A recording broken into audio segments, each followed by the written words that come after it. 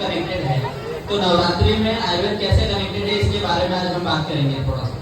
तो आप में से बहुत सारे लोगों ने आज उपवास रखा होगा, तो इसके पीछे कुछ रीजन है, कुछ लॉजिक्स है, जिसके बारे में अगर किसी को पता होगा, किसी आप लोगों में से कितने लोगों ने उपवास रखा है? पहले हाथ ऊपर उठना चाहिए।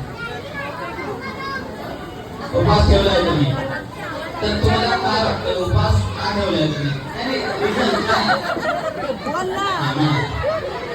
म्हणजे उपवास श्रद्धा आहे, भक्ती आहे म्हणून ठेवलाय की अजून काही रिझन तुम्हाला माहिती उपवासाचे फायदे?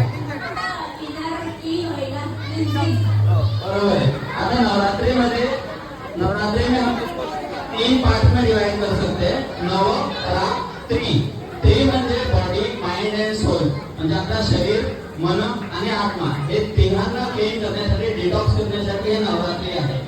आता आयुर्वेदामध्ये ऋतुसंधिकाल म्हणून एक कन्सेप्ट आहे। ऋतुसंधिकाल म्हणजे जेव्हा सीझन चेंज होतो त्याला ऋतुसंधिकाल म्हणतात। हे 14 डेजचा स्पॅन आहे। आता जो वर्षा ऋतू संपलाय त्याच्यानंतर शरद ऋतू येणार आहे। शरद ऋतू आणि त्याच्यानंतर शीत ऋतू म्हणजे हेमंत आणि शिशिर जे ऋतू आहेत ते सुरू होणार आहेत। तर त्याच्यासाठी हमें अपने बॉडी का डाइजेस्टिव पावर जो है वो इंक्रीज करना चाहिए। तो इसे का उपवास हमें रखना चाहिए, जिससे हमारे बॉडी में प्रोटीन और सोल को ये तीनों डिटॉक्सिफाई हो जाएंगे। ठीक है। और उसके बाद ये जो नवरात्रि है इसमें तीन पार्ट में डिवाइड किया है। तो पहले जो 3 रात्र है वो तमोगुण के ऊपर विजय प्राप्त करने के लिए, बाद के जो 3 दिन वो रजोगुण पर विजय प्राप्त करने के लिए, और उसके बाद के जो 3 दिन है वो सत्वगुण बढ़ाने के लिए होते हैं। और ये 9 दिन कंप्लीट होने के बाद विजयादशमी सभी जो विजय प्राप्त करने के बाद तो कोई भी नया कोई एक्टिविटी स्टार्ट करनी हो तो उसके लिए सबसे अच्छा समय विजयादशमी। ठीक है। तो ऋतुसंधिकाल हमने देखा। आजकल ओपीडी में बहुत सारे पेशेंट आते हैं, या आप लोग ने भी सुना होगा कि जैसे सीजन चेंज होता है, सर्दी, खांसी, बुखार, पेट से संबंधित पेट फूलना, एसिडिटी, जुलाब लगना, ये सब इस सीजन में ज्यादा होता है। क्यों? क्योंकि ये समय नहीं रहता है। हमारे बॉडी में कुछ ऐसे चेंजेस होते हैं जिसकी वजह से हमारे दोषों में बैलेंस होता है, और उसकी वजह से बहुत सारी बीमारियां होती है। तो उसका एक लॉजिक है उपवास रखना। उपवास, इसके ऊपर बहुत सारे रिसर्च हुए जिसके वजह से हम कैंसर जैसी बीमारियों को भी उपवास से ठीक कर सकते हैं। उपवास का हमने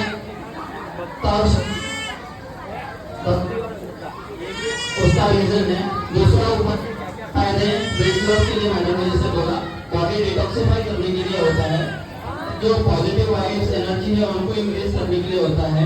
उपवास के बहुत सारे आयुर्वेद में तो 2 टाइप के उपवास बोले हैं, जिससे एक अनशन रूपी रंगन, मतलब जिसमें हम कुछ भी नहीं खाते हैं।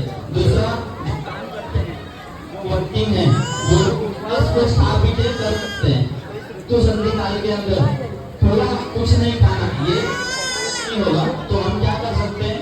तो हल्की चीजें जो रात सोने के लिए बहुत हल्का है ऐसी चीजें खा सकते हैं। सूप हो गया, फिर खट्टी चीजें अवॉइड करना है, जो देर से डाइजेस्ट होते हैं वैसी चीजें अवॉइड करना है, तो अपने आप सब बीमारियों से हम बच सकते हैं। फिर उसके बाद आज जो है, जो माता की हम पूजा करते हैं उसके अंदर हम ऐसा सुनते हैं कि उन्होंने बहुत सारे अलग अलग राक्षसों का वध किया, महिषासुर, चंड, मुंड, फिर ये सब। तो ये सब राक्षस नहीं है। आज के समय में हम जो हमारे मानस भाव है उससे कंपेयर कर सकते हैं। चंड मुंड मतलब क्या?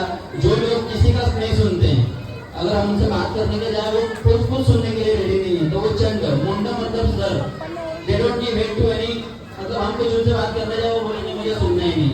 तो ये सब चीजों के ऊपर विजय प्राप्त करो। महेश मतलब क्या? महेश मतलब भैंस, भैंस मतलब जड़ बुद्धि, बुद्धि बड़ी की भैंस, ये सब ऐसा बोलते हैं ना हम लोग। तो ये मतलब ये सिर्फ ओके ऐसा नहीं है, उसका रिलेशन लगा सकते हैं। मधु तब ये सब जो हम ईर्ष्या है, जो चाह है, ये सब का नाश करके नवदुर्गा जो नवरात्रि है उस पर विजय प्राप्त करके हमें हिसाब से हमें डेवलप करना चाहिए। Thank you.